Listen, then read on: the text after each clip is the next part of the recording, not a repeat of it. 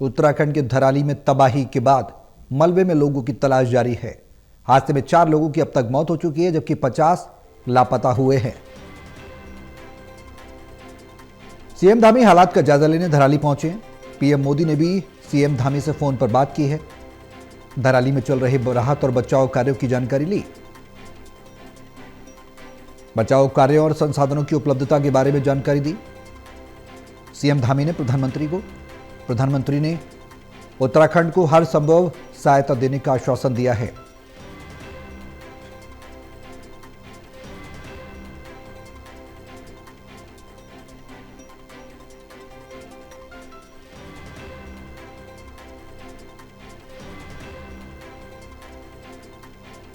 तो धराली में तबाही के बाद मलबे में लोगों की तलाश जारी है। हादसे में 4 लोगों की मौत हो चुकी है अब तक, जबकि 50 लापता बताए जा रहे हैं।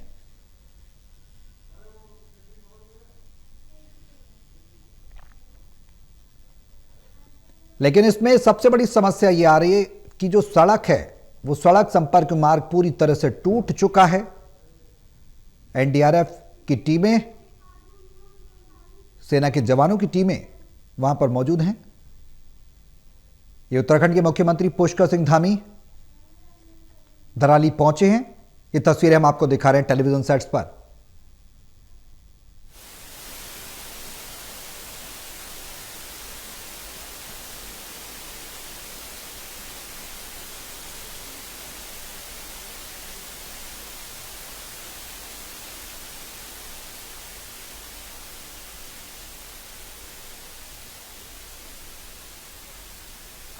राहत बचाव कार्यों की जानकारी लेने के लिए उत्तराखंड के सीएम पुष्कर धामी धराली पहुंचे हैं। एनडीआरएफ की टीमें भी लगातार मुस्तैद हैं।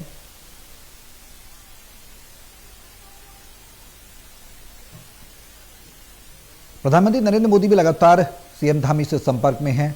केंद्र द्वारा हर संभव मदद देने का आश्वासन प्रधानमंत्री ने दिया है उत्तराखंड के सीएम धामी को। हमारे सहयोगी प्रदीप कुमार हमारे साथ लाइव जुड़ गए। टोटल टीवी के एसिड एडिटर, सीधे उनका रुख करेंगे ज्यादा जानकारी के लिए। प्रदीप जी, क्या कुछ जानकारी है? अब प्रधानमंत्री ने सीएम धामी से फोन पर बात की है, रेस्क्यू कार्यों को लेकर, जो आपदा हुई है उसको लेकर क्या कुछ जानकारी ली गई है, क्या कुछ जानकारी दी गई है और प्रधानमंत्री के द्वारा क्या कुछ आश्वासन दिया गया, विस्तार से आपसे जानना चाहेंगे। देखिए, एक भारी त्रासदी हुई है उत्तराखंड में धराली में। जिस तरीके से बादल फटा, बीते कल जो बादल फटा था और उसके बाद जो वीडियो तस्वीरें सामने आई जिसमें सैलाब जो है, जो यहाँ पर मकान है, इसके अलावा बाजार के अंदर और जो खासतौर से यहाँ पर जो बड़े होटल थे उनको भी बहाता हुआ ले गया।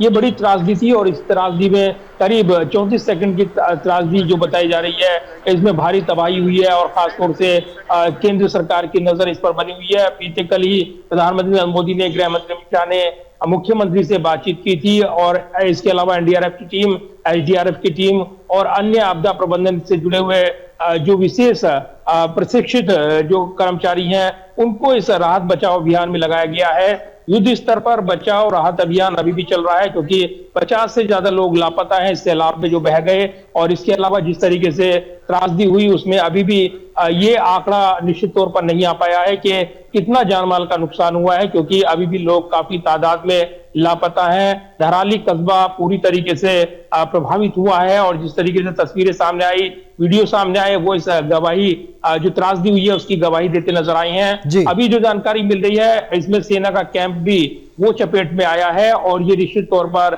एक बड़ा दुर्घटना यहाँ पर उसकी ओर इशारा कर रहा है। खासतौर से ये आंकड़ा बढ़ सकता है मौत का, ये कहा जा रहा है। खीर गंगा नदी में अचानक बाढ़ आई और उसके बाद ये सैलाब जो है यहाँ पर पूरी तरीके से बहाता हुआ ले गया और इसके बाद जो पहाड़ों में बहकर आए मलबे में गंगोत्री तीर्थ यात्रियों के प्रमुख पड़ाव वो धराली गांव, उसमें बाजार, मकान और होटल वो बह गए हैं। सिर्फ 34 सेकंड की अगर बात करें तो सब कुछ तबाह हुआ है। उस सैलाब के सामने जो आया वो बहाता हुआ ले गया और उसके बाद ये तस्वीरें, वीडियो सामने आए जिसमें एक बड़ी त्रासदी की ओर इशारा मिला है। हरसिल का जो इलाका है, बादल फटा है, जहां पर 8 से 10 जवानों के लापता होने की जानकारी अभी मिली है। इसके अलावा प्रशासन का ये कहना है कि अभी भी आंकड़ा ये बढ़ सकता है। एसडीआरएफ, एनडीआरएफ और जो आईटीबीपी की आर्मी की टीम है वो राहत बचाव रेस्क्यू ऑपरेशन में जुटी हुई है। 130 लोगों को अब तक रेस्क्यू किया गया है, जानकारी मिली है। उत्तरकाशी पहुंचे हैं मुख्यमंत्री पुष्कर सिंह धामी, राहत बचाव अभियान की सीधी निगरानी कर रही हैं, पल पल का अपडेट दिल्ली दे रही हैं और राहत बचाव अभियान के लिए अतिरिक्त टीमों को तैनाती की गई है, उनको विशेष तौर पर स्टैंड बाई पर रखा गया है। इसके अलावा सहारनपुर में जो वहां पर जो बेस है वहां पर भी टीम जुटाई जा रही है ताकि राहत बचाव अभियान जो है पूरी तरीके से आगे बढ़ाया जा सके। चिनूक हेलीकॉप्टर उनको भी राहत बचाव अभियान में लगाया गया है। पूरी तरीके से लोगों को बचाने की जद्दोजहद में यहाँ पर प्रशासन जुटा हुआ है और पूरी तरीके से मुस्तैद जो एनडीआरएफ के कर्मी हैं, आईटीबीपी के कर्मी हैं, सेना के कर्मी हैं, वो पूरे युद्ध स्तर पर इसमें जुटे हुए हैं। लेकिन अभी मौसम बिगड़ा हुआ है, बारिश का अलर्ट है, कई जिलों में वहां पर बारिश के अलर्ट के बाद और राहत बचाव में रुकावट आ सकती है, इस तरह की खबरें आ रही हैं। तो कहीं ना कहीं भी मौसम की मार जो है रुकावट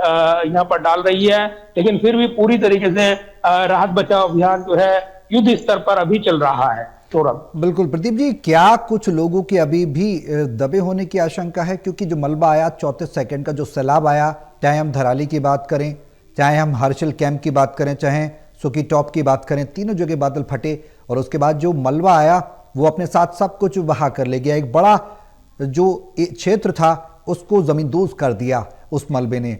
तकरीबन कितने लोग रहे होंगे, इसका क्या कुछ आंकड़ा निकलकर सामने आया है प्रशासन के द्वारा उस वक्त जब ये घटना घटी? क्योंकि एक बड़ा एरिया धराली का पूरी तरह से जमींदोज हो गया। जो कल तक बाजार लगता था, लोग वहां आते जाते थे और उस वक्त भी मौजूद थे जब ये घटना घटी थी। कुछ आंकड़ा स्पेसिफाई हो पाया है कितने लोग की मौजूदगी थी उस वक्त जब ये घटना घटी? देखिए, जो आधिकारिक तौर पर मौत का आंकड़ा अभी तक बताया गया है करीब 10 के आसपास बताया जा रहा है, लेकिन सैकड़ों की तादाद के लोग प्रभावित हुए हैं और लापता हैं लोग अभी भी। तो पूरा कस्बा, लगभग एक बड़ा हिस्सा उसकी चपेट में आया है। और जिस तरीके से धराली गांव की बात करें, जो कस्बा है एक बड़ा अब एक विकसित कस्बे की तौर पर वो उभर कर आ रहा था, लेकिन ये चपेट में आया है। अगर इसकी बात करें तो ये लंबे समय से आपदा से प्रभावित रहा है और यहाँ पर 1864, 2013 और 2014 में भी बादल फटे थे।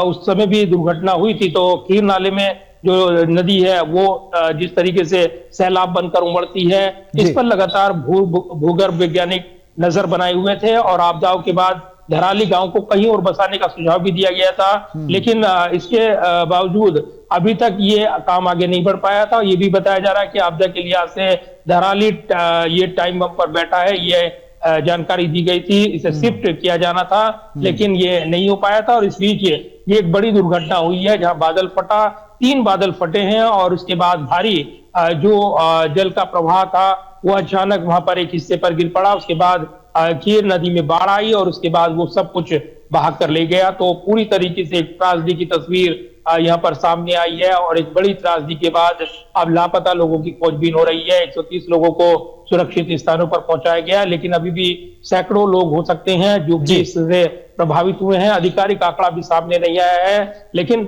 बड़े तौर पर राहत बचाव अभियान चल रहा है। इस बीच हरसिल में जो सेना का कैंप है वो भी इसमें चपेट में आया है और करीब 8 से 10 जवान लापता बताए जा रहे हैं। तो एक बड़ी त्रासदी इस घटनाक्रम के बाद हुई है। फिलहाल राहत बचाव अभियान सौरभ आगे बढ़ रहा है और तमाम नजरें बनी हुई है केंद्र की भी लगातार टीम में भेजा जाने को लेकर, एक बेहतर समन्वय के साथ बचाव अभियान चलाया जाए, इसको लेकर जोर दिया जा रहा है। गृह मंत्रालय की नजर बनी हुई है, अतिरिक्त टीमों की व्यवस्था की जा रही है। हाँ प्रदीप जी, बेहद अहम सवाल, वो सवाल ये कि प्रशासन लगातार अपने स्तर पर तैयारियां कर रहा है, व्यवस्थाएं कर रहा है। अब सवाल यह है कि धराली, हर्षिल कैंप और सुखी टॉप, ये 3 जगह हैं जहां पर बादल फटा है, सैलाब आया है। अगर प्रशासन की डिप्लॉयमेंट की बात करें, टीमों की बात करें, तो खबर यह भी आई थी कि सड़क संपर्क मार्ग पूरी तरह से टूट चुका है धराली जाने वाला।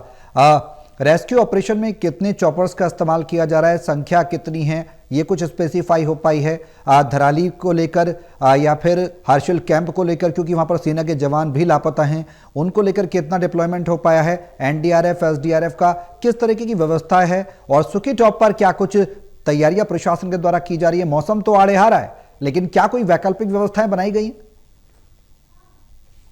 देखिए, जिस तरीके से ये पूरी त्रासदी हुई है और उसके बाद नीचे जमीन पर सैलाब देखने को मिला है, उसके बाद राहत बचाव अभियान में बड़ी व्यापक बाधा आ रही है, क्योंकि जो सड़कें थी वो इससे प्रभावित हुई हैं। कई जगह जगह बड़े सड़कों के हिस्से धंस गए हैं। ऐसे में जो राहत बचाव के उपकरण है या वाहन है वो आगे नहीं बढ़ पा रही हैं। इसलिए हवाई माध्यम से ही राहत बचाव अभियान पर जोर दिया जा रहा है। इसके अलावा बचाव अभियान में लगी टीमें जो है हवाई मार्ग के जरिए, हेलीकॉप्टर्स के जरिए वहां पर उतर कर लोगों को सुरक्षित स्थान पर पहुंचाने के लिए उसमें जुटी हुई है। इसके अलावा वैकल्पिक मार्ग वो बनाए जा रहे हैं, लेकिन उसमें पहाड़ पर चढ़ना, उतरना और फिर उसके बाद राहत बचाव को आगे बढ़ाना, अभी तक ये चूंकि ये जो क्षेत्र है काफी दुर्गम क्षेत्र है और ऐसे में जब सड़क मार्ग तबाह हुआ है तो आप समझ सकते हैं त्रासदी कितनी बड़ी रही है, क्योंकि जन सैलाब था और उसके आगे कोई भी टिक नहीं पाया और इसके बाद एक बड़ी त्रासदी बनकर उभरी है। तो फिलहाल एक बचाव अभियान सैनिक हेलीकॉप्टर को भी लगाया जाएगा, ये जानकारी मिल रही है।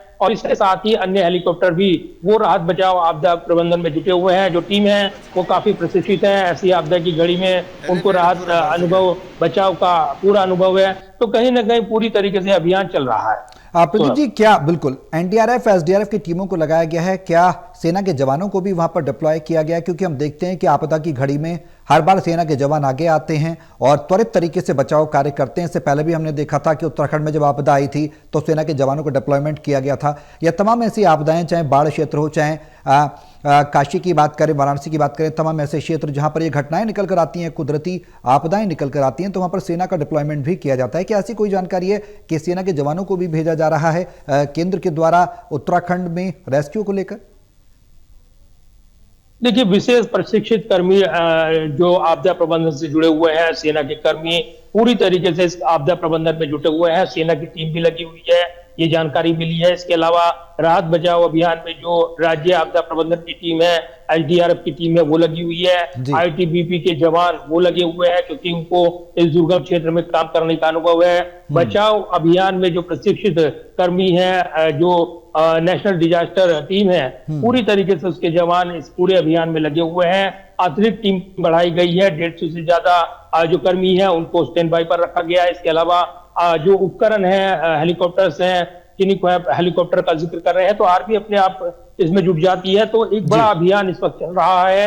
राहत बचाव अभियान का फोकस इस बात को लेकर है कि जो लोग इसमें जल सैलाब में बहे हैं, जिसमें जल सैलाब आया और उसके बाद वो लोग बह गए, उनको बचाने पर फोकस करते हुए कम से कम यहाँ पर जान बचाए सुनिश्चित की जाए, उनको सुरक्षित जगह पर पहुंचाया जाए। जो लोग अभी भी फंसे हुए हैं या सड़क मार्ग टूट गए हैं, उनको पहले वहां से निकाला जा रहा है और इसलिए एक बड़ा अभियान ये बनकर उभर रहा है। बिल्कुल प्रदीप जी, आप नजर बनाए रहे, अपडेट के लिए आपके पास लौटेंगे। फिलहाल बहुत शुक्रिया तमाम जानकारी साझा करने के लिए।